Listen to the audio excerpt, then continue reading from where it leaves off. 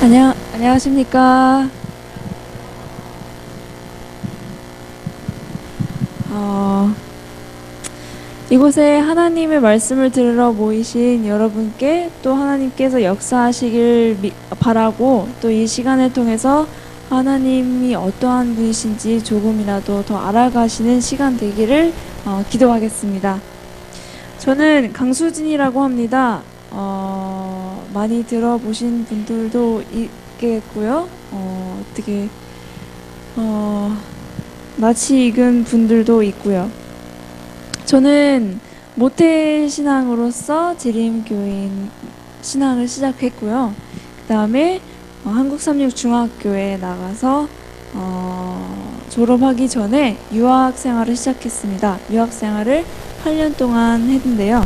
그 유학생활 가운데서 우울증이 있었고, 그 우울증 가운데 하나님을 개인적으로 만나는 시간을 가지게 되었습니다.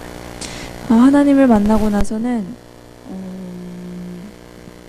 하나님께서 정말 제 유일한 소망이 되셨어요.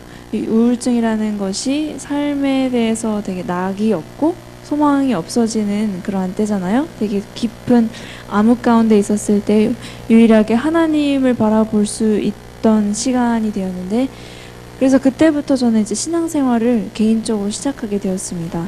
하나님에 대한 갈급함이 계속 있었고, 말씀을 읽기 시작하고, 또 제가 하는 나름대로의 많은 것들을 했는데, 어떻게 하다 보니 제가 신천지라는 곳에까지 가게 되었네요. 신천지라는 곳에 제가 2년 정도 있었거든요.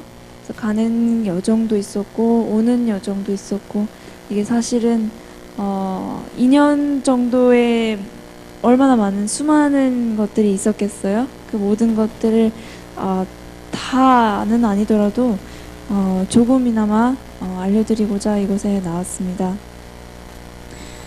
어떻게 제가 가게 되냐면요, 우선은 신학대학을 나왔어요. PUC, 미국에 있는 PUC 재림교회 학교인데, 신학과를 졸업하고 이제 약학대학원을 붙었어요. 약학대학원은 로마린다로 가야 되겠다. 이렇게 하는 찰나에 한국에 조기 졸업을 해서 와 있다가 SDA 영어학원에서 강사로서 이제 일을 하고 있었던 시점이었는데, 제가 그때 좀 신앙적으로 혼란스러웠던 시간이 있었습니다. 약대로 가는 것이 과연 나의 길인가, 거기에 대한 마음이 사실 굉장히 없었거든요. 그래서 다른 쪽으로 생각이 많이 있었는데, 거기에서의 이제 부모님과의 갈등과 부모님이 가지고 계셨던 기대 등에 제가 부응하지 못했다라는 이 많은 것들 때문에 이제 약학대학을 가게 되었는데, 거기에서 이제 제가 혼란스러웠던 거예요. 이게 하나님께서 나를 부르신 길이 아니라고 생각했는데, 그쪽에 이게 로마린다 합격이 되고 하다 보니까, 그래서 이제 신앙 자체가 흔들리기 시작하고, 제가 지금까지 가졌던 모든 신앙에 대해서 회의적이게 돼요. 내가 가졌던 이 신앙 생활이 내 생각이었을까? 내가 받았던 기도 응답들, 확신들이 그냥 다 모두 다 내 생각뿐이었을까? 이렇게 하다가 하나님과 멀어졌기 때문에 조금 더 하나님께 나아가야 되겠다라는 것을 한때는 제가 깊이 깨닫게 돼요. 하나님께서 내 소망이 되셨는데 그 하나님을 내가 등질 수는 없다. 그래서 하나님 다시 가까워지고 싶다라는 마음으로 오야뽕에 올라가게 된 거예요. 아시잖아요? 삼육대학교에 있는 오야뽕. 저희가 기도를 하러 올라가는데, 제가 그곳에서 기도를 하고 내려왔습니다. 내려오면서 한 사람을 만났어요.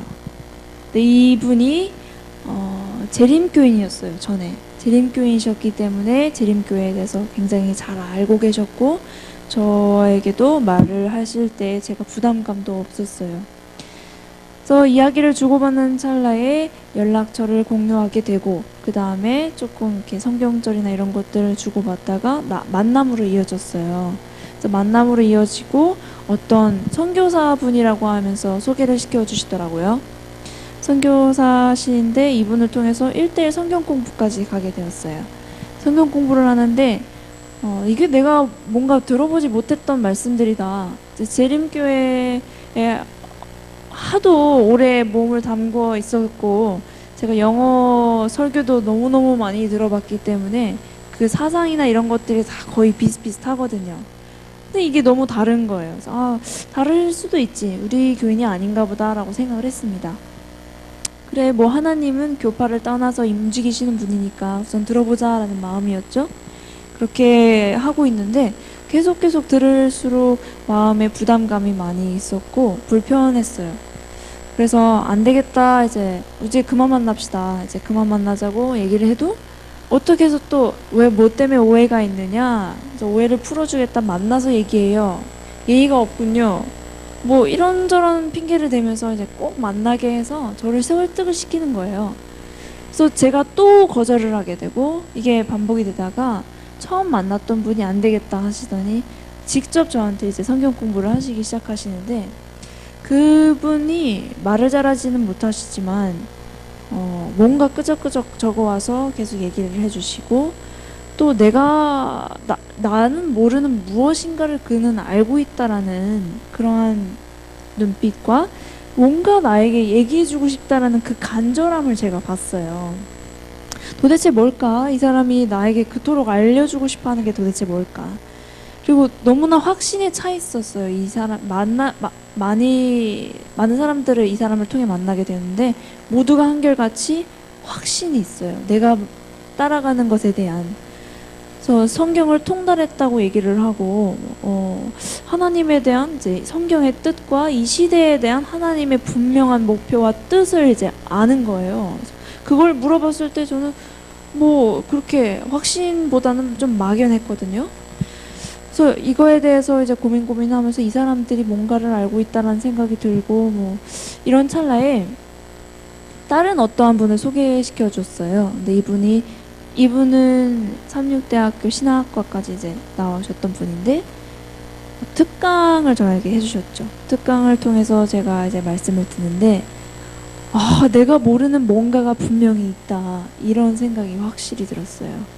그래서 어떤 세미나를 소개를 시켜주는 거예요. 초교파적인 성경 세미나인데 이거를 통해 6개월 동안 과정이고 이거를 하면은 4년의 신학과를 나와도 성경을 통달했다고 확신치 못하는 것을 통달했다고 얘기를 할 수가 있을 거다라고 얘기를 하면서 너무너무 저한테 어필을 하는 거죠. 되게 매력적이었고 제 마음속에는 이게 설마 하나님께서 주시는 기회일까라는 생각이 들었어요. 하나님을 알고 싶은 마음이 있었고 제가 지식적으로 부족하다라는 마음도 많이 가지고 있었기 때문에 이게 하나님께서 주신 기회이구나, 기도를 하고 만나는 것 아니었나, 기도에 대한 응답이구나라는 생각을 했어요. 그래서 이제 센터를 가야 되겠다 하는데 문제는 뭐냐면 제가 2주 정도가 남았는데 그 당시에 2주 후에 빨리 티켓을 사가지고 로마린다 대학원에 가야 됐었어요. 근데 대학원에 가야 되면은 이거를 하지 못하니까 휴학 처리를 해야 되겠다, 1년이라도. 휴학 처리를 이제 계속 하려고 하는데 안 되는 거예요. 몇 번이고 저를 거절을 하더라고요. 안 되겠다, 이런저런 거를 다 써도 안 된다고 하니까 이거를 포기해야 될까? 아니면 이걸 진짜 해야 될까? 마음속에 갈등이 많은데 그래도 이건 하나님께서 주신 거야 라는 확신, 스스로의 확신 때문에 이거 들어야 되겠어. 휴학이 됐다고 거짓말을 하자라는 생각을 하는 거예요, 제가. 전 진짜 지금까지 모든 원서 쓴 거, 인터뷰, 뭐 공부, 이런 모든 것들을 다 투자해서 약대 붙은 건데 이거를 거의 포기하다시피 한 거죠, 제 마음속에서는. 그렇게 하면서 이걸 해야 되겠다, 이게 가장 중요할 것이다. 부모님께 제가 크게 거짓말 해본 적도 없었는데 이거 진짜 저는 떨리는 마음으로 거짓말을 한 거예요. 전화를 해서 저희 휴학 처리가 됐다, 이렇게 얘기를 하고 이제 부모님이 알겠다고 해서 제가 끊고 핸드폰을 열어서 이제 메일을 체크를 했는데 로마린다에서 메일이 와 있더라고요. 휴학 처리가 됐다고. 그래서 하나님께서 내가 정말 세미나 가기를 도와주시는구나, 이렇게 순순하게 일이 잘 풀리는구나 라고 생각을 했어요. 그래서 세미나를 시작을 했죠. 6개월 동안의 세미나고 아침에 하든지 저녁에 하든지 시간을 선택할 수가 있어요. 근데 저는 그때 SDA 영어학원에서 일하고 있었는데 거기에서 너무 시간을 많이 투자하는 것 같아서 옮겼어요. 옮기면서 원룸으로 가가지고 아예 모든 것을 제가 알아서 할 수 있도록 시간을 다 이쪽에 투자할 수 있도록 다 조건을 맞췄습니다. 그렇게 한 다음에 신천지 센터 교육이라고 해요. 센터 교육이라고 하는 이 세미나가 6개월 정도인데 첫 2개월 정도는 초등교육이라고 합니다. 초등교육, 중등교육, 고등교육이 있는데 이 초등교육에서는 비유풀이를 해요. 이제 많이 들어보셨던 그 비유풀이가 바로 이제 처음 2달 가운데 이루어지는데 어떠한 것이 왜 이런 뜻을 가지고 있는지, 시가 왜 말씀인지, 하나님의 시를 받아야 우리가 하나님의 목자를 통해서 그 말씀을 받아야 하나님의 백성이고, 그 시가 없는 사람들과 함께 있으면 사단의 시다. 하나님의 시, 하나님의 말씀만을 가지고 있는 곳이 진리가 있는 곳이다. 하나님이 계신 곳이다. 아니면 다 무조건 사단의 씨를 받은 사람들이다. 이렇게 모두 이렇게 분리를 해요. 모든 비유가 선과 악으로 분리가 돼요. 그래서 물이 무슨 말씀이고, 불은 또 뭐고, 보화는 무슨 뜻이고, 열매는 뭐고, 새는 영이고, 뭐 다 있어요. 단어가 다 비유가 엄청 많잖아요. 마태복음 13장에 나오는 비유들이 천국 비유인데, 천국을 나타낼 수 있는 그 비유들을 신천지에서는 뭐라고 하냐면 이거는 감추어져 있다, 비밀이다. 성경에서 얘기하는 비밀이라는 단어가 종종 등장하는데 이게 바로 그 비밀이다. 그 비밀을 아느냐, 이 비유가 풀어지는 날이 있는데 그 비유는 오직 하나님이 보내신 사람을 통해서만 풀어지는 거예요. 그때 그거를 아는 자들이 천국을 가는 거예요. 그게 그래서 비유풀이가 너무너무 중요한 거죠.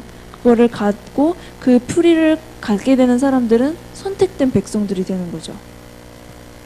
그래서 이런 것들을 하나씩 들면서 솔직히 이거를 왜 저거를 왜 빠질까, 왜 저게 맞다고 생각할까라는 생각들을 처음에 하시잖아요. 이제 이만희 씨가 교주 아니냐, 왜 사람을 믿는 데를 가냐, 처음부터 그런 얘기를 할까요? 그런 얘기를 전혀 하지 않습니다. 그리고 누구나 들었을 때 저거는 맞지, 그렇지, 맞아 라고 생각할 수 있는 것들을 얘기를 합니다.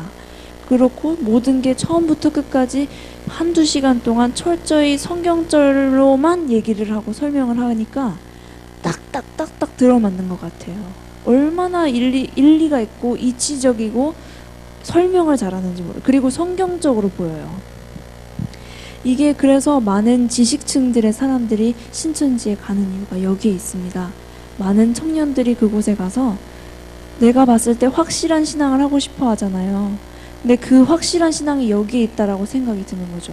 이게 모든 비유가 풀어지고 그게 계시록에서 하나씩 다 이루어 맞춰져요.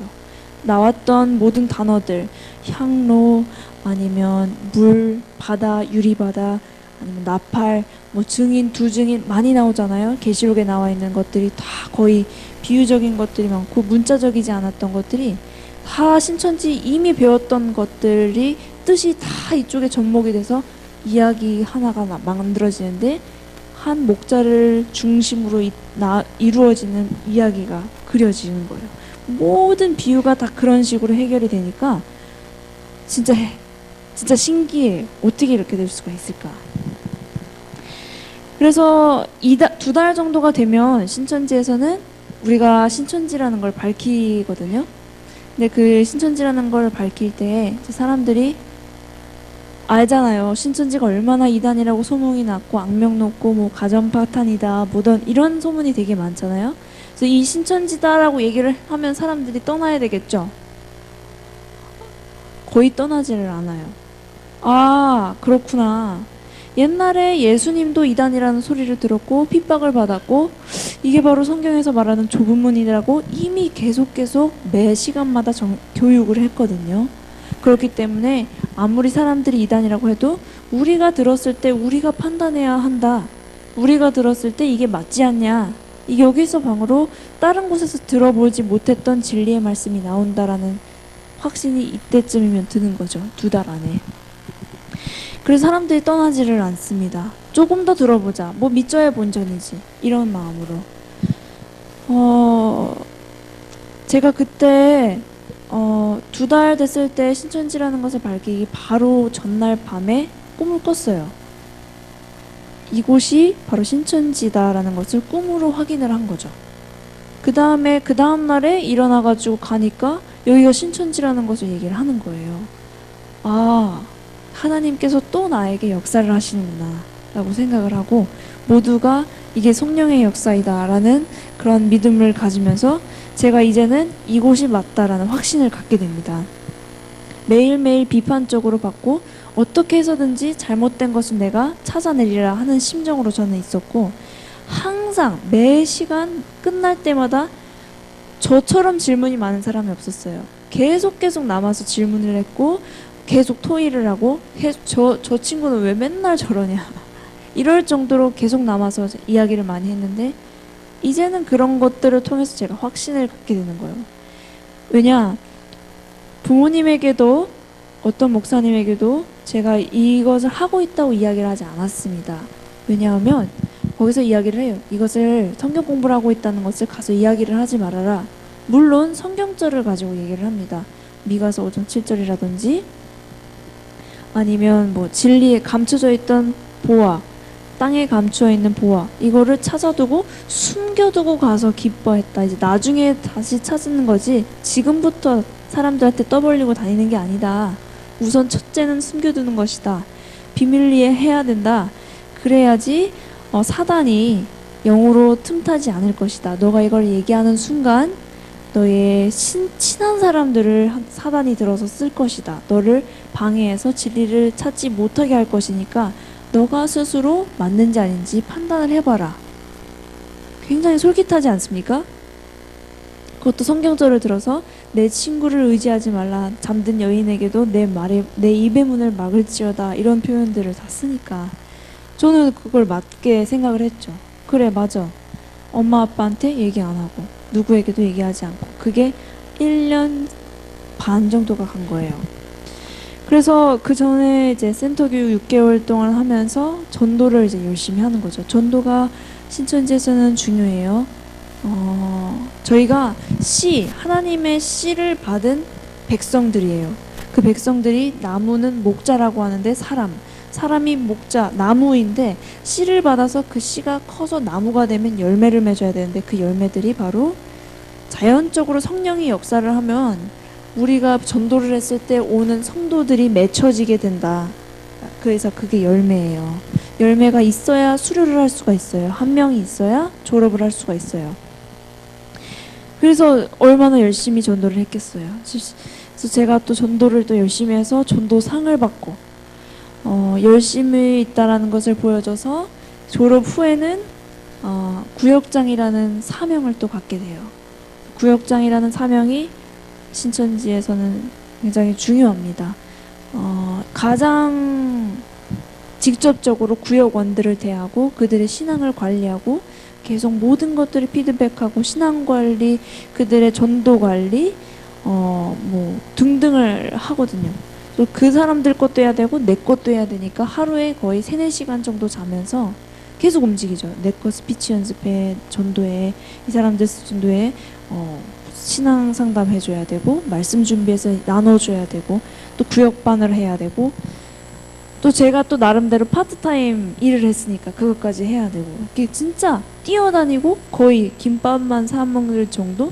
그렇게 생활을 했다가 저는 제 마음으로는 기쁜 거죠. 내가 이것을 하나님을 위해서 한다 라는 생각에, 기쁨으로 하지만 이제 몸과 이런 것들 다 망가지고 있었어요.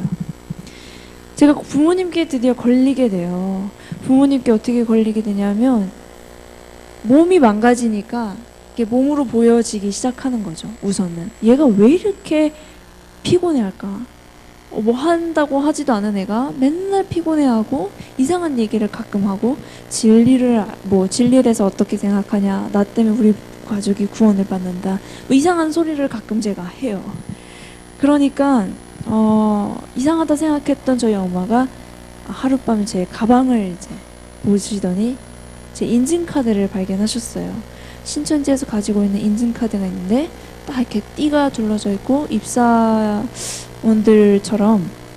이렇게 카드를 찍고 저희는 성전에 들어가거든요. 그래서 바로바로 출석 체크가 바로 되고 미출석자들은 공지로 명단이 바로바로 그날마다 내려와요.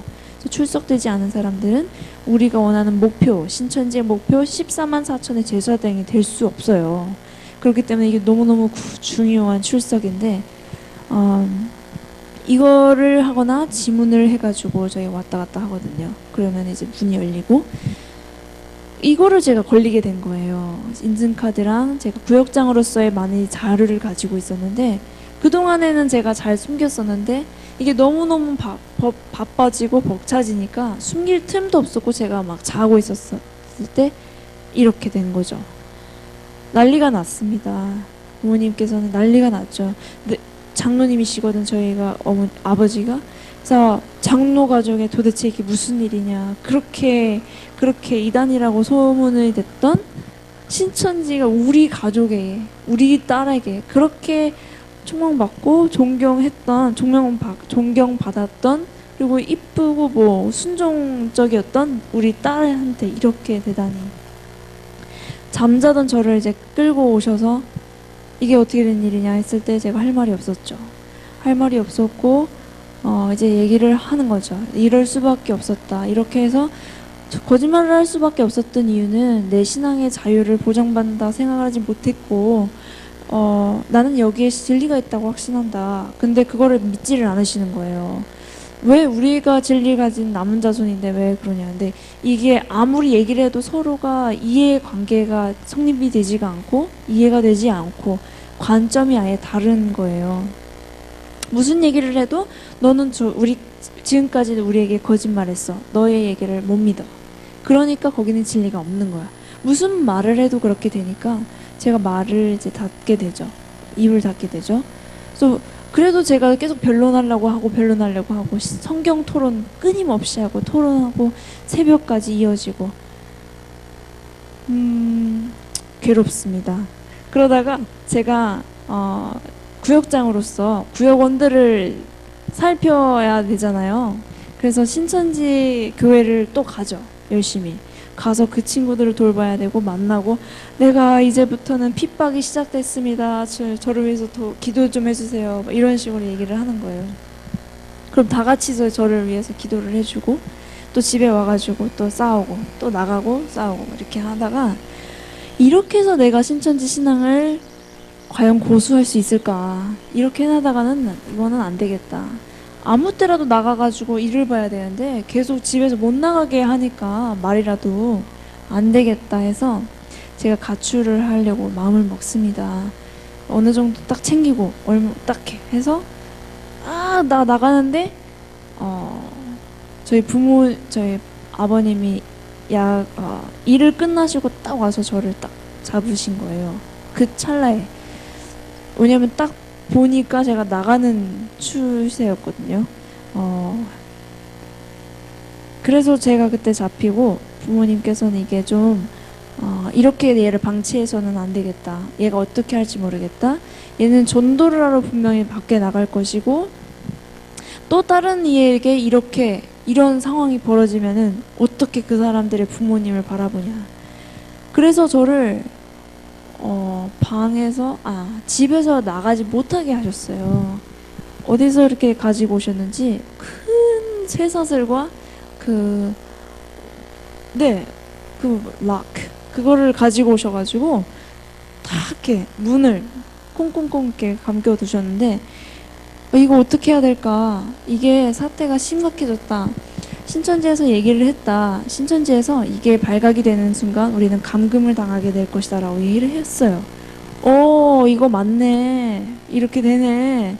그러면서 우리 사단이 진짜 우리 가족과 역사를 하고 있구나. 가족을 들어서 사용하고 있구나. 이렇게 보이기 시작하면서 가족은 이제는 나의 영적인 적이야. 이렇게 딱 생각을 하게 돼요. 이제 뭐든지 부모님이 얘기하는 것은 사단의 영으로 인해서 나에게 주는 생각들이라고 이렇게 벽을 딱 만들어 버려요. 그 다음에는 매일매일 사람들이 찾아오기 시작하죠. 교회 분들이 이제 목사님들과 집사님들과 이제 막 오셔서 저를 이제 얘기를 하시는 거예요. 저를 데리고 신천지가 왜 이래서 아니고 신천지에서 가지고 있는 이 교리가 이래서 아니다라는 것들을 쭉 설명을 하시는데 제가 이미 그것들을 듣지 않을 리가 없었겠죠. 신천지에서 이미 다 들었던 내용들이에요. 이렇게 될 거야. 너 만약에 감금되고 뭐 이렇게 되잖아? 그럼 분명히 목사님들이 온다? 목사님들이 와서 무슨 얘기하는 줄 알아? 이런 얘기한다? 똑같이 이게 흘러가는 거예요. 이럴 줄 알았어. 그러면서 저에게 그게 들릴 리가 없죠. 무슨 얘기를 해도 목사님이 그곳에 가보셨습니까? 가보시지 않았는데 왜 그것에 대해서 그런 편견을 가지고 있고 판단을 하십니까? 우리도 이단이라고 불리지 않습니까? 왜 여기를 이단이라고 취급을 하고 그럼 가서 확인을 해보시자고 했을 때 왜 나쁜 것을 굳이 자기가 찾아가냐라고 얘기를 하시는데 계속 이게 반복만 되고 끝이 없는 대화가 이루어져요. 이게 계속 되니까 저도 이제 귀를 닫아버리고 마음문을 닫아버립니다. 어떻게 하면 내가 나갈 수 있을까? 이거에만 신경을 쓰는 거예요. 어떻게 하면 나갈 수 있을까? 굉장히 지혜로운 아이디어가 생각났습니다. 그래, 목사님들이 들어오실 때는 그렇게 감겼던 걸 다 풀어가지고 집이 문이 열려 있을 거야. 왜 그걸 또 풀고 또 닫고 그다음에 나가실 때 또 풀고 또 닫고 왜 그렇게 번거롭게 하실까? 사람들이 집에 많으니까 그때는 안심하고 열어두셨을 거야 라는 제 생각이 있었어요. 그러니까 그때를 이용하자. 어떻게? 모두가 식사기도 때 눈을 감을 것이다. 그때 내가 나가면 되겠다. 이렇게 해서 식사기도 때 모두가 눈을 감고 있을 때 제가 뛰쳐나가기 시작하는데 제 동생이 눈을 뜨고 있었어요. 그래서 실패를 했죠. 안 되는구나. 어떻게 해야 될까? 거기서 이제 끝났다고 나는 이제 끝이야가 아니라 그래도 내가 나갈 생각하는 거죠.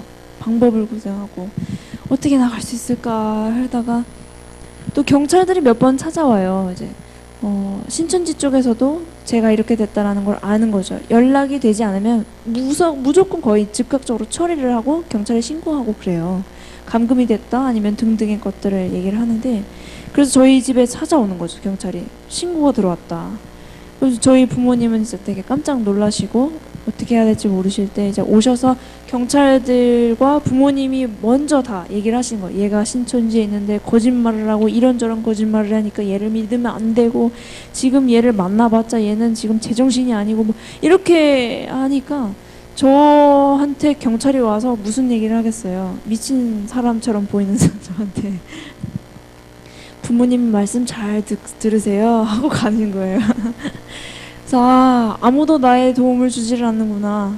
경찰이 그렇게 몇 번을 찾아왔음에도 불구하고 도움이 하나도 안 되고 제가 금식도 해보고 뭐 별의별 걸 다 해봤거든요. 근데 안 되더라고요. 어떻게 나갈 수 있을까? 방충망을 열고 뛰어내린 척을 하고 제가 옷장 뒤에서 숨어가지고 기다렸어요. 그래서 모두가 나갈 때 나를 찾으러 나갈 때 내가 나가야 되겠다. 기가 막힌 아이디어 아닙니까? 그래서 제가 딱 했어요. 이제 모기장을 딱 열고 했을 때 실제로 전화를 하셔서 경찰이 와서 신고 접수가 되고 모두가 나가시는 거죠. 그런데 이제 다 나가면 좋은데 부모님께서 또 동생에게 너는 집에 있어라 라고 이제 얘기를 하시는 거예요. 걔가 저보다 등치가 좀 더 커요. 그리고 제가 상대할 수 있지를 않으니까 나갈 생각도 못하고 계속 옷장 뒤에서 숨어 있다가 그대로 발견이 되는 거죠. 이렇게. 그래서 이것도 실패를 하고 어떻게 하면 좋을까 많은 연구를 하고 또 연구를 하고 마지막으로 많은 사람들이 저희 집에 찾아왔어요. 신천지에서 갔다가 나왔다는 어떤 청년이 있었어요. 그분은 전에는 지림교회는 아니었지만 나와가지고 다시 한번 생각해봐라. 너 이거 조금만 다시 생각해보세요 자매님 막 이러는데 당신은 신천지에서 지금 나왔으니까 배도자 아닙니까? 배도자니까 이미 배도할 마음을 가지고 있었던 사람이구만 뭐. 근데 나에게 무슨 믿음에 대해서 얘기를 하고 지금 나를 무슨 다른 생각을 하라고 그러고 저에게는 들리지를 않는 거예요. 이 사람이 무슨 얘기를 해도. 그래서 모든 사람들이 모여서 이제 대화를 나누는데 서로 대화를 나누는 게 신천지가 왜 나쁘고 신천지가 왜 이렇게 거짓말을 하고 타락하고 뭐 이런 얘기들을 하시는 거죠. 근데 다 그런 얘기를 하는데 너무너무 귀가 아프도록 들린 거예요, 저는. 그걸 너무 많이 들었고 그게 새벽까지도 이어지고 저는 생각하기를 내가 왜 앉아서 이 사람들이 신천지에 대해서 안 좋은 소리 하는 거를 계속 듣고 있어야 될까? 언제까지 이게 계속될까? 이게 정신적인 싸움인 것 같아서 정신적으로 내가 이겨야 돼. 이 사람들 이래도 내가 이겨야 돼. 신앙적으로 이겨서 싸워서 이겨야 돼. 이걸로 진짜 정신을 붙들고 있었어요. 정신줄 놓지 말자. 이 사람들이 나를 방해하려고 하는 거니까 어떻게 해서든지 나를 바꾸려고 하는 마음이다. 아무도 내 얘기를 들어주려고 하지 않는다. 이게 확신이 들었어요. 이 사람들에게는 아무것도 통하지 않을 거야. 아무도 내 말을 듣지 않을 거고 이해해주려고 하지 않아. 이게 100% 확신이 섰을 때 나가야 됐습니다. 나는 어떻게 해서라든지 나가야 된다. 안 그러면 나는 여기서 죽을 거야. 영적으로 죽을 거야. 그게 육적인 죽음보다 더 큰 거니까 그 당시 저에게는. 그래서 제가 어떻게 하게 되냐면 나가야 되겠다. 그래, 옛날에 있었던 성경에 있었던 인물들을 생각해보자. 초자연적인 것들을 하나님께서 주시지 않냐, 경험을 하게 해주시지 않냐, 기적을 체험하지 않냐. 그리고 나처럼 이렇게 감금되어 있던 신천지 청년들이 기적적인 경험으로 빠져나오게 돼서 신천지 가서 막 가출을 해가지고 살고 있는 청년들이 꽤 있어요. 그런 것들을 제가 많이 들었었기 때문에 나라고 왜 안 되겠어? 나도 한번 해보자. 나도 이 믿음을 표현하고 하나님께 표출을 했을 때 하나님께서 도와주실 거야. 왜 못 도와주시겠어? 그래서 제가 창문을 선택을 하게 된 거죠. 철저히 교회를 가겠다라는 마음으로 다 준비를 한 거예요. 딱 핸드백을 들고 이제 나가야지. 이제 그래, 나가면 돼. 기도를 하면서 눈을 꼭 감고 이제 딱 하는데 저희 집이 5층이거든요. 5층 반 정도가 돼요. 그러니까 우선은 제가 움직일 수가 없었어요. 착지를 했는지 안 했는지도 모르겠고 내가 움직일 수 있는지 없는지도 모르겠고 우선은 너무 몽롱한 상태인 거죠. 119차가 이제 오게 됐어요. 119가 와서 이제 근처에 놀이터에 있던 어떤 꼬마 아이가 저를 보고 이제 신고를 한 거예요. 그래서 119에 실려가서 모든 것들 위에서부터 아래까지 다 체크를 하고 큰 수술도 하고 뭐 척추 수술이니 뭐 많은 뼈들이 부러지고 난리가 난 거죠.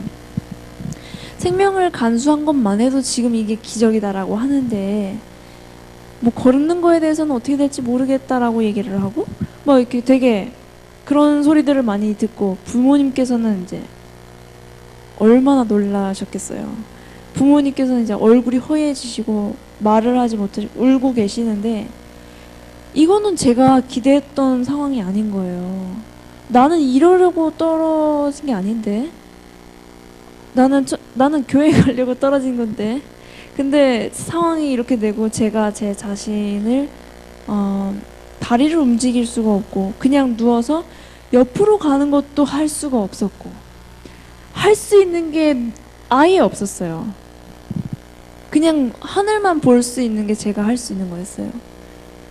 하늘을 바라보면서 하나님을 깨닫고 그랬으면 좋으려면 그것도 아니고 끝까지 제 고집을 버리지 않았거든요. 그 상태에서 제가 하나님을 원망하기 시작하는 겁니다.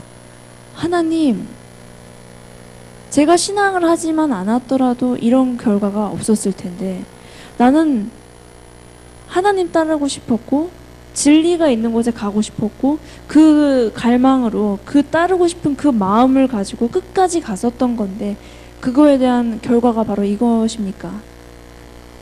정말 잘 걸어다니고 건강했었고 누구 부럽지 않을 만큼 정말 하는 만큼 노력하는 만큼 다 되고 그랬던 저희가 모든 것을 가족, 내가 영적인 적으로 생각했던 가족에게 다 의지를 하는 하루하루가 저에게는 너무 비참하고 그랬어요. 너무 이게 말이 아니구나. 하나님이 원망이 되면서 왜 이런 것들을 나에게 허락하십니까? 하나님만 안 믿었어도 내가 평범하게 살았을 텐데 차라리 그랬으면 좋았을걸. 그러면 나를 왜 살리셨습니까? 이렇게 힘들게 하셨을 거라면 차라리 내가 안 살았으면 좋았을 텐데 이런 생각이 많이 들었어요. 그런데 제 마음속에서는 이제 한 생각이 들어왔는데, 그래, 너가 모든 것을 잃었다. 건강, 그렇게 좋았던 너의 건강, 그리고 부모님과의 관계, 너가 열심히 친구들을 전도했는데 걔네들도 이제 다 알게 됐어요. 제가 어떻게 해서 그들을 인도하려고 했던지, 어떤 술수들을 썼는지 모든 게 적혀있던 것들 다 노출됐거든요. 친구들과의 관계, 교우들, 교회, 뭐 모든 게 그냥 아작이 난 거예요. 이제 내가 가지고 있었던 평들 이런 거 모두 다 이제 끝나고, 얘는 이제 5층에서 떨어진 애, 이렇게 낙인이 찍힌 거죠. 거기에 감당을 할 수가 있을까? 내가 감당할 수가 없었어요, 그 당시. 하나님, 근데 그래, 너가 모든 것을 잃었지만, 그런데 너가 지금까지 따르고자 했던 그 하나님까지도 놓친다면 너는 진짜 아무것도 없을 것이다. 아무것도 남게 되지 않을 것이다. 그런 생각이 들었어요. 그렇구나. 내가 그래, 다 잃었다. 아무것도 없다. 나에게 있는 것 하나도 없다. 근데 내가 그렇게 중요하게 생각했던, 희망으로 붙잡았었던 하나님마저 잃는다면 정말 살 가치가 없겠구나. 정말 아무것도 아니겠구나라는 마음에 하나님께 부르짖었습니다. 나 좀 살려주세요. 도와주세요. 하나님 계시면 좀 도와주세요. 그런 갈급한 기도를 다시 드리고, 그래, 하나님을 다시 알아야 되겠다. 하나님이 어떠한 분이신가. 성경을 다시 읽기를 시작했어요. 다른 마음으로, 새로운 각도로 하나님을 제대로 알아야 되겠다. 그래서 하나님을 다시 만나는 경험을 하게 되는데, 이 모든 이제 불순종하고 순종했다, 불순종했다 했던 이스라엘 백성들 가운데 하나님께서 함께 하시고 역사하시고 주관하셨다라는 것이 뚜렷하게 보이는 거예요. 계속 보면 볼수록. 그리고 참새 한 마리도 그냥 땅에 떨어지지 않은 것이죠. 하나님 허락 없이. 내가 그러면은 나도 혹시 그럴까? 그래, 내가 분명히 나의 선택을 잘못했던 것은 안다. 어떻게 해서든지 돌아가고 싶고 하루만 어떻게 해서든지 하면 좋겠지만 시간을 돌이킬 수가 없잖아요. 그래, 내가 잘못은 했지만 이 모든 것들 가운데서도 하나님께서 역사하실 수 있을까? 그러면서 성경에 나와 있는 의인들을 봤어요. 의인들을 쭉 보니까 죄가 없는 게 아니더라고요. 죄도 많이 졌어요. 다윗 같은 경우도 밧세바, 간음죄, 그리고 살인죄, 뭐 이런 것들을 다 하는 거를 보면서 이 사람들도 죄 많이 졌는데 왜 그 사람들 완전한 자라고 하나님께서 나와 동행하고 합한 자 이렇게 표현을 하셨을까? 보니까 그 사람들은 죄를 지었어도 지은 후에 하나님을 붙잡고 놓지를 않았더라고요. 하나님께 계속 붙잡고 애걸하고 하나님께 도움을 구했을 때 하나님께서 그들을 옳은 길로 인도해 주시는구나, 이것을 제가 뚜렷하게 보게 됩니다. 그러면 그런 하나님을 내가 붙잡아야 되겠다. 그러면 그 희망을 가지고 내가 재활치료에 임해야 되겠다 해서 재활치료를 하게 돼요. 그게 1년 동안 지속이 됐는데, 정말 신기하게도 하나님을 경험을 하고 다시 한번 소망을 갖고 희망을 얻지만 신천지에 대한 신앙을 버리진 않았어요. 이게 저희가 그랬으면 내가 다 돌아왔을까라는 생각을 하실 수도 있었겠지만 그게 아닌 거예요. 내가 하나님을 만났다고 해서 하나님이 원하시는 신앙을 바로 하는 게 아니더라고요. 그래서 그 당시에 신천지 사람들을 또 계속적으로 주기적으로 비밀리에 만났습니다. 제가 병원 안에서 휠체어를 끌고 다니면서 이쪽에 갔다가 저쪽에 갔다가 화장실 갔다가 아래로 갔다가 지하 주차장 갔다가 걸리면 끝나니까 화장실 가서 새벽에서 뭐 말씀 보고 다시 넣고 변기에 끼워 넣든지 어디에 끼워 넣든지 정말 별의별 수단과 방법을 이용해서 007 영화를 진짜 한 편을 찍은 것 같아요. 하루하루가 조마조마하고 핸드폰도 없으니까 환자들 샤워하러 갈 때 몰래 쓰는 거예요. 이게 얼마나 내가 이렇게 교활할 수가 있는가의 극치를 제가 스스로를 봤습니다. 이렇게 해야 내가 산다라는 생각 때문에. 그렇게 하면서 1년이 지나고 제가 걷게 되니까 또 무슨 생각이 드냐면, 내가 나가야 되겠다. 내가 나가서 신천지 신앙을 해야 되겠다. 1년 동안 사실 부모님께는 제가 돌아왔다고 슬슬슬슬 얘기를 한 거예요. 부모님은 제가 돌아온 줄 알고 계셨다가 1년 뒤에 갑자기 병원에서 아이가 탈출을 한 거죠. 그래서 제가 신천지에 가가지고 부둥켜 안고 사람들을 만나고 기쁨의 눈물과 막 이런 것들을 다 하고 제가 보조기를 차고 나갔어요. 보조기를 차고. 왜냐면은 그 당시에는 보조기를 차고 걸어서 좀 괜찮아졌고 그 다음에는 더 좋아질 거라는 이야기를 안 해주더라고요. 그게 거의 단 것처럼 얘기를 했어요. 나중엔 두 지팡이를 짚고 다닐 거다라는 얘기를 하지를 않나. 낙담이 되니까 솔직히 이렇게 평생 병원에 있을 수는 없다. 그래서 제가 나간 거거든요. 보조기를 차고 절뚝거리면서라도 내가 내 신앙 지키겠다. 이런 마음으로. 그래서 제가 갔습니다. 5일 만에 또 잡혔어요. 부모님께서 성전에 찾아오셨어요. 우리 딸이 어디 있느냐. 제가 이제 연락을 받았습니다. 부모님께서 오셨다고 연락을 받고 성전에 가면 안 되겠다. 근데 성전 근처에 은행에서 제가 계좌를 열고 있었거든요. 모든 것들을 다 부모님께서 가져가셨으니까 은행 계좌 열었지, 신분증 다시 하지, 또 그 사이에 또 제가 직업을 또 하나 구해놨거든요. 모든 것들 다 완벽히 하고 있는데 항상 제 플랜은 왜 이렇게 항상 실패를 하는지. 제가 다른 건물로 갔어요. 일부러 이쪽에 아니라 다른 건물로 간 거예요. 그 건물에서 부모님 만났어요. 그래서 많은 분들이랑 함께 오셔서 저를 붙잡고 놓지를 않으시는 거예요. 양쪽을 붙잡고. 그리고 이 아이의 치료에 대해서 책임을 질 것이냐, 어떤 문제가 생기면은 다 물어낼 거냐. 그러니까 신천지 측에서는 데려가라. 제가 안간힘을 쓰고 안 간다고 버티고 차 안 들어가려고 진짜 한 몇십 분을 그렇게 하다가 집에 오게 됐어요. 1인실 위생병원에 입원하게 됩니다.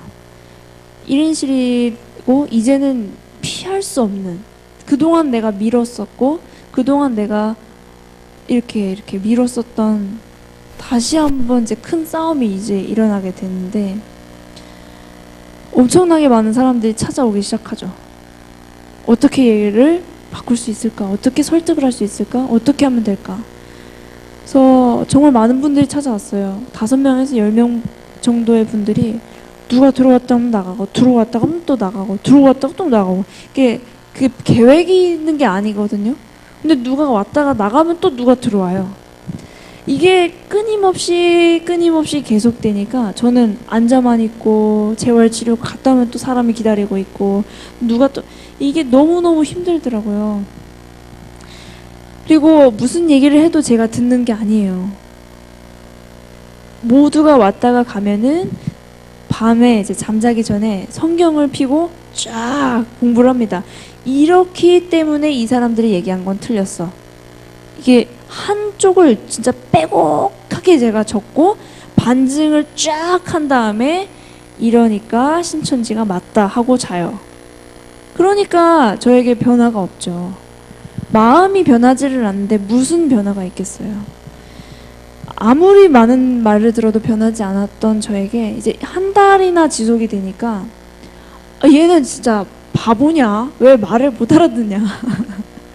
뭐 몇 주 정도만 지나면 말을 알아들어야 되는데 왜 말귀를 못 알아듣냐? 얘가 진짜 이상하다. 제 이해력이 계속 시험을 받게 되고 아니요, 그건 무슨 말인지 압니다만 그거에 대한 영적인 의미가 또 있는 것입니다 라고 해서 신천지는 영적인 의미가 모두 있거든요.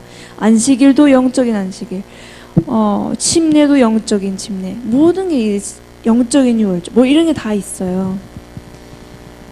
그래서 제가 변화가 없으니까 서로 지치게 되었어요. 특히나 내가 좀 쉼이 필요하다.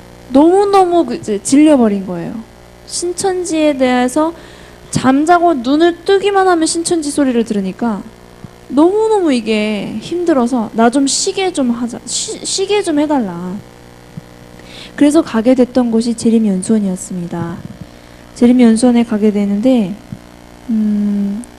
이제는 한 목사님만 만나게 되고 한 한 분만 와도 항상 몇 시간씩 얘기를 하시는데 이번에는 1시간만 딱 얘기를 하시고 딱 짧게 끝나시는 거예요. 그래서 그래, 바로 이거야, 좋다 이러고 있는데, 신천지에 대해서 제가 듣고 싶지 않다라는 것을 알고 계셔서 예수님에 대해서 이야기하시려고 많이 노력을 하셨어요. 드디어 제가 심령의 변화가 있기 시작하는 겁니다. 어떤 이야기를 해주시냐면 혈루병 여인에 대한 이야기였는데, 많은 것들이 있었지만 그 중에 저에게 가장 와닿았던 것이 이거였어요. 혈루병 여인이 사람들이 많이 있는데 내가 이 병, 낫지 않는 이 병이 이 사람의 옷자락을 맞으면 내가 나을 것이다. 잡아야 된다. 어떻게 해서든지 잡아야 된다. 그래서 사람들을 다 뚫고 가가지고 잡지 않습니까? 그런데 예수님께서 말씀하시는 게, 너 그거 잡는 거가 아니라 내 믿음이 너를 구원하였다라고 말씀하시는 거예요. 그래서 저한테 말씀하시는 게, 이거를 제 신앙과 접목을 시키시는 거죠. 어떻게 해서든지 내가 신천지 신앙을 잡아야 되고 이거를 지켜야 되고 이거를 잡으려는 제 모든 안간힘, 이런 것들이 이 혈루병 여인과 이제 딱 이렇게 접목이 되는데, 그것보다도 하나님을 향한 자매님의 마음, 그 믿음, 갈망, 하나님을 사랑하는 그 마음을 보신다라고 하셔서 그렇죠 라고 그냥 이렇게 하고 있는데, 예수님께서 마가복음 5장에 또 말씀하시는 게 내 믿음이 너를 구원하였다 하시면서 따라 평안히 가라 라고 말씀하십니다. 그래서 그 평안이 자매님에게도 있기를 바랍니다 라고 말씀하실 때 제가 얼었어요. 과연 내가 지금까지 모든 수없이 많은 사람들, 수없이 많은 싸움들을, 많은 교리 싸움들, 많은 논쟁들을 했는데, 그리고 내 몸이 망가지면서까지 내 어떤 것들을 다 포기하고 죽어도 좋다 막 이런 마음으로 했는 이 모든 신앙 싸움이, 그 가운데 내 평안이 어디 있었을까? 내 마음 가운데 도대체 어디에 평안이 있었을까? 제 마음 가운데 평안이 없었어요. 그냥 싸우기 바빴고 급급했어요. 그 자신을 깨닫게 되니까 모든 게 무의미해져 버리는 거죠. 내가 신앙을 하는 목적이 도대체 뭘까? 내가 뭐 때문에 이렇게까지 왔을까? 하나님께서는 도대체 어떠한 분이실까? 도대체 진리는 뭘까? 이런 본질적인 문제들을 생각하게 되는데, 제가 물어봤어요. 진리가 도대체 뭘까요? 어디를 가나 자기가 진리를 가지고 있다고 하지 않습니까? 진리가 도대체 무엇입니까? 예수님께서 진리시잖아요. 그런 간단한 이제 진리의 말씀을 저는 생각지 못하고 있었던 거예요. 예수님께서 진리라는 것이 곳곳에 써 있는데 그것을 생각지 못했었던 거예요. 예수님께서 말씀을 주셨던 모든 말씀, 가르침, 그리고 그거를 실제적으로 생애에 옮기셨는데, 그러면 내가 아무도 없을 때, 아무도 없는 그 시간에 제가 드디어 뭐를 하기 시작하냐면, 예수님의 가르침과 생애를 신천지에서의 가르침과 생애와 비교하기 시작을 했어요. 전에는 그럴 필요도 없었어요. 왜냐하면 신천지와 100% 맞아. 이거 할 필요 없어. 왜냐? 신천지 예수님의 영이 함께하고 있거든. 하나님과 예수님의 영이 함께하기 때문에 여기서의 신령의 깊은 것도 통달하는 고린도전서 2장 10절에 그런 성령의 말씀들이 나오는 거야. 그렇기 때문에 여지가 없어요. 의심할 여지 없고 확신 100%. 그 확신을 가지고 있어야만 구역장을 할 수가 있어요. 그렇게 있다 보니까 이런 거를 생각할 겨를 없었고, 그때 당시는 그때 당시고 지금 시대는 지금 시대야 라고만 생각했는데, 하나씩 깨닫게 해주시더라고요. 예수님이 과연 나처럼 거짓말을 하셨을까? 제자들이 나처럼 위장을 했을까? 우연인을 가장한 만남을 가졌을까? 사람들이 나가면은 모든 것을 피드백하고 그 사람이 어떤 것들을 좋아하는지 다 정보를 유출을 하고, 이런 모든 것들, 기도 응답처럼 만드는 것들이에요. 상황들을. 이랬을까? 이런 것들을 생각해 보니까 그런 게 아닌 거예요. 정말 많이 들었거든요. 거기서는 거짓말하는 게 예수님께서 거짓말했냐 안 했다. 근데 그때 당시에는 뭐 그래도 그 사람들 얘기 안 들려요. 아무리 뭐라고 하면은 우선은 나를 맞서는 사람들이라고 생각이 되기 때문에 무슨 말만 해도 거기에 대해서 거부 반응만 이루어지게 되는데, 지금은 모든 게 잠잠한 그 시간, 정말 주시는 음성은 성령의 음성이었음에 분명합니다. 그래서 이런 것들이 하나씩 하나씩 쌓아져 올라갔어요. 거짓말은 그냥 일부분이에요. 다른 것들이 계속 보이니까 제가 그거를 다 정리를 해서 나중에 신천지 사람들한테 편지를 다 보냈거든요. 근데 이런 것들을 보면서 사실은 너무 어려운 거예요. 그래도 내가 거기에서 지켰던 신앙, 맞다고 해서 지금까지 고수했던 모든 것들이 쉽게 버려지지가 않은 거죠. 우리는 실수 하나도 인정하고 싶지가 않은 게 사람인데, 제가 지금까지 몸을 바쳐서 맞다고 얘기했던 이거를, 그래 이거 틀렸습니다, 이거 쉽게 얘기가 안 나오잖아요. 그런데 마음속에 또 어떠한 생각이 드느냐, 너가 이게 신천지의 교리가, 신천지가 진리를 가지고 있다고 생각해서 너가 그곳에 간 것이 아니냐. 근데 그 진리가 아니더라도 따라가겠느냐 했을 때 저는 그거는 아니다. 내가 이게 분명히 맞다고 생각했기 때문에 어떻게 해서라든지 따라가려고 했던 거지, 이게 아니면 난 따라갈 수가 없다, 이런 결론을 내고 회심을 하게 되었습니다. 그런데 재미있는 것은 제가 회심을 했다고 모든 게 해피엔딩이 아니었어요. 제 마음속에 하나님과의 끈이 다시 연결된 것도 아니고, 관계가 회복된 것도 아니고, 신앙이 회복된 것도 아니고, 부모님과의 관계가 회복된 것도 아니고, 무슨 말만 있으면 부모님께서 너 이러니까 신천지에 갔지, 너 아직도 거짓말하고 있지, 계속 이런 것들이 되니까 저희는 신천지에 나왔어도 신천지에 매여 있었어요. 무슨 말씀이신지 아시죠?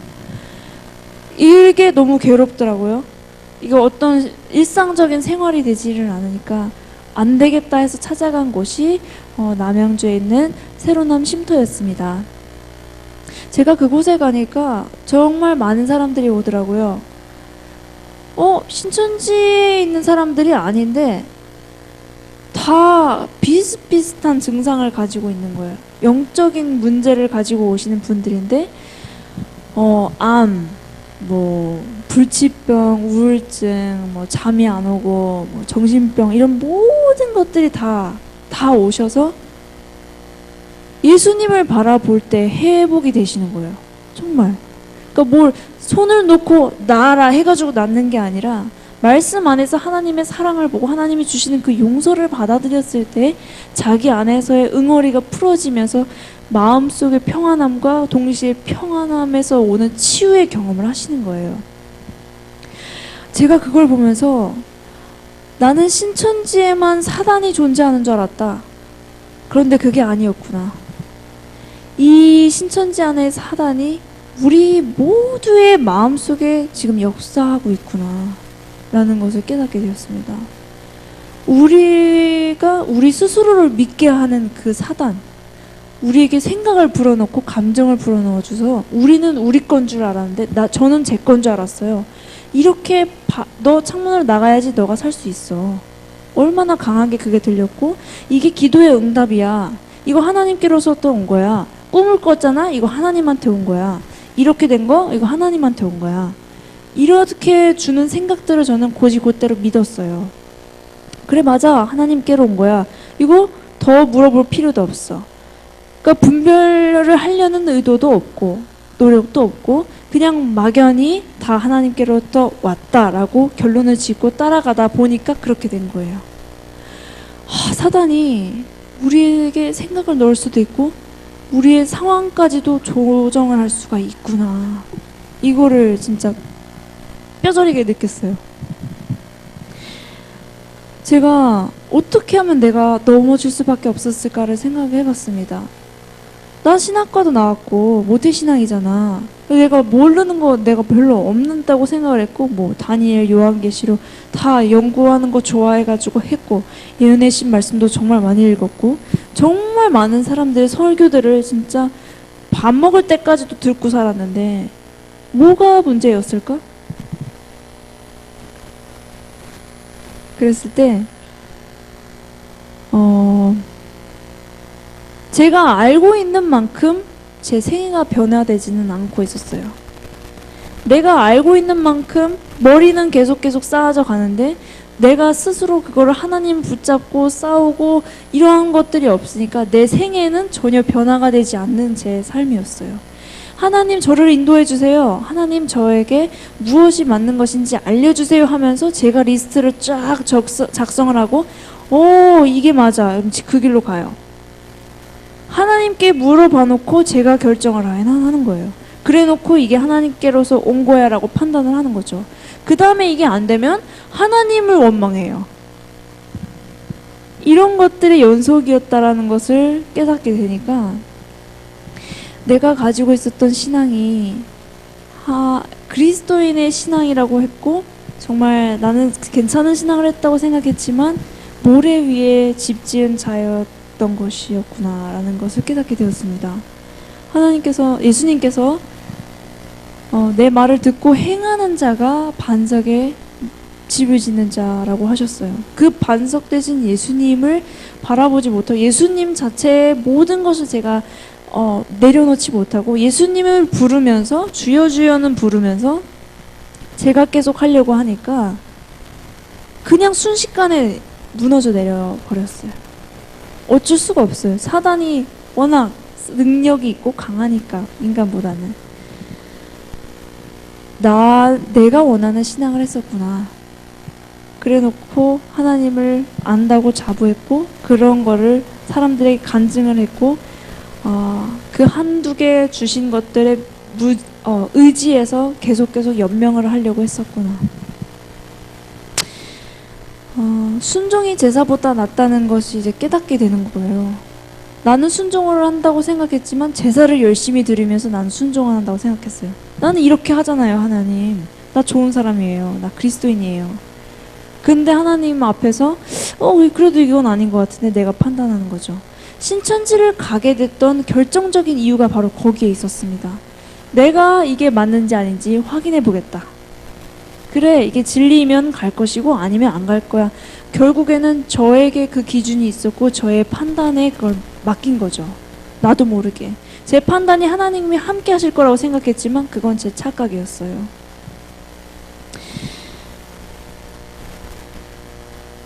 제가 다시 이런 간증을 하게 되었지만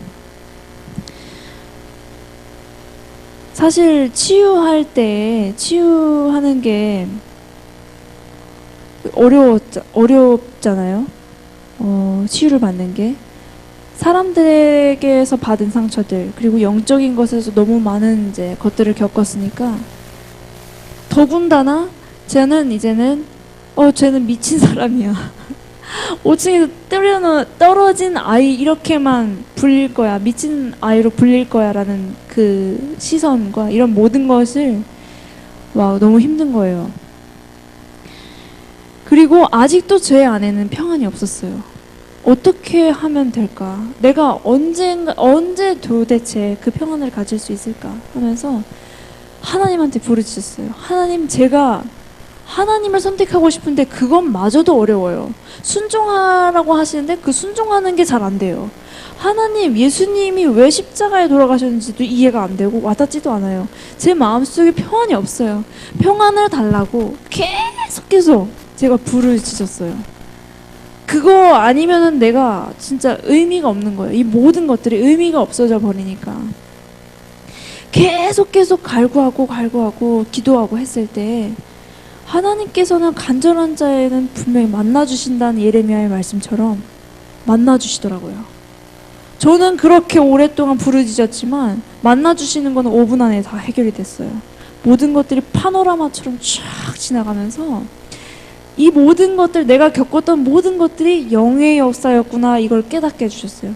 나는 그렇게 했지만 이것 가운데 이면에 있는, 내면에 있었던 사단과 하나님, 영의 존재들의 선악 간의 싸움들이 있었구나. 그리고 나는 누구의 음성을 계속 선택을 했었는가. 나는 하나님이라고 생각했던 사단의 음성을 계속 쫓아왔었구나. 그리고 십자가에 돌아가신 예수님이 보이기 시작하는 거예요. 왜냐하면 저는 제 자신을 용서할 수가 없었어요. 이렇게 교활하고 수치스러운 짓을 한 내가, 그렇게 사람들을 뒤통수를 치고 또 뒤통수를 치고 또 뒤통수를 치고 반복하고, 진짜 어떻게 하면 그런 생각을 할 수 있을까라는 것들을 저는 알잖아요. 이런 나는 용서 못 받을 거야. 그리고 내가 못 걸어도 좋아. 이렇게 그냥 그렇게 살자. 내가 선택했잖아. 내가 뛰어내렸잖아. 누구한테 뭐라고 하겠어. 내 잘못이잖아. 이런 죄책감. 그런데 하나님, 예수님께서는 치유해 주시고 싶으신 하나님이시고 회복해 주시는 회복자이신다라는 것을 깨닫게 해주시는 거예요. 나의 이 죄 때문에 예수님께서 십자가에 돌아가신 거였구나. 나 때문에 주님께서 나를 용서해 주셨기 때문에 십자가에 달려 돌아가셨구나. 이게 그 순간에 깨달아지니까 눈물이 막 나오면서 하나님 감사합니다. 하나님께서 그렇게 나를 용서해 주시는 분이시라면, 나도 용서하지 못했던 그 나의 죄들을 용서해 주시는 분이라면, 그럼 나는 순종하고 싶습니다. 나에게 있어서 가장 행복한 길을 주신다라는 것이 이제는 이해가 됩니다. 그래서 순종하고 싶은 마음까지 자연스럽게 주시는 거예요. 저희가 가지고 있는 이 모든 매일매일에 있어서의 참 많은 생각들이 왔다 갔다 합니다. 하나님께서 주시는 생각일 수도 있고 사단이 주는 생각일 수도 있는데, 저희는 분별하려고 하지도 않고 우선은, 그리고 분별하려고 해도 저희의 선택을 의지할 때가 참 많은 것 같아요. 그래서 그때 저는 이제는 모든 것을 내려놔야 된다라는 것을 아니까, 이 사람을 만나는 게 하나님의 뜻입니까? 이런 말을 해야 할까요? 이게 하나님의 뜻입니까? 이게 선택을 하는 게 하나님께로서 왔습니까? 이런 게 하나님께서 주신 것 같은데, 그게 아니면은, 혹시 아니면 또 저한테 얘기를 해주십시오. 계속 거듭 질문을 하는 거예요. 제가 뼈저리게 느꼈으니까, 무너졌으니까, 나 스스로를 믿을 수 없다라는 것을 아니까. 저희가 가지고 있는 모든 이 싸움 가운데에서 하나님을 선택하셨으면 좋겠습니다. 하나님 앞에서 모든 실제적인 고민들을 털어놓으시고 내가 할 수 없음을 인정하시고 고백했을 때 하나님께서 넘치도록 그 능력을 부어주셔서 역사를 해주시는 거예요. 내가 볼 수 없었던 그 선과 같은 모든 것들 안에서의 악을 보여주시는 거죠. 나는 보기에 선한 거였지만 그 안에 있었던 나의 숨은 이기심, 자아를, 영광을 돌리려고 했던 그 마음들을 들춰주시니까 이게 아니구나, 이 선택을 해야 되는구나. 하나를 읽겠습니다. 한 구절 읽겠습니다. 우리는 믿음의 참된 의미를 이해해야 한다. 이미 알고 있는 무언가를 사실로 믿는다고 해서 우리가 믿음을 나타낸다고는 할 수 없다. 우리는 하나님이 살아계심을 안다. 우리는 하나님의 능력을 믿는다. 우리는 하나님의 말씀이 진실임을 안다. 그런데 사단과 그의 사자들까지도 그 사실들을 알고 믿기까지 한다. 성경은 귀신들도 믿고 떠느니라 라고 말한다. 그러나 이것은 믿음이 아니다. 우리가 하나님의 말씀을 믿을 뿐 아니라 우리가 하는 모든 선택을 하나님께서 지도하시도록 요청할 때에 비로소 우리는 믿음을 갖는 것이다. 신앙이란 곧 매일의 생애를 성결하게 하고 모든 사업상 거래와 모든 사교관계에서 이 신앙을 나타내는 것을 말한다. 여러분 안에는 하나님께서 주시는 평안이 있으십니까? 하나님께서만이 주실 수 있는 평안이 있습니다. 이 세상이 줄 수 없는 하나님으로부터만이 올 수 있는 그 평안이 있습니다. 저희가 하려고 하고 저희가 노력하고 이렇게 끙끙거리는 그 가운데는 불안과 초조함과 스트레스가 있어요.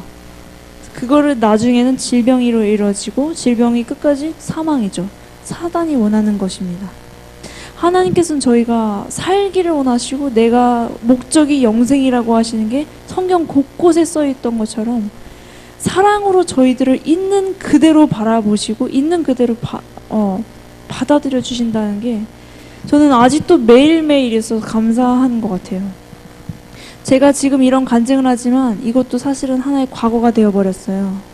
아직도 하나님과 사단이 주는 싸움 가운데 매일매일 치열한 싸움이 있어요. 하나님을 계속 붙잡고 다시 또 평안을 얻고 또 초조함과 이런 게 오면은 다시 하나님 붙잡고 이런 것들이 반복이 되는데, 근데 정말 하나님을 놓지 않을 때에만이 그 평안을 주시는 것에 참 감사하고 있습니다. 하나님께서는 계속 우리를 사랑하신다고 하지만 그거를 거절하는 것은 아무것도 아니고 저희 자신입니다.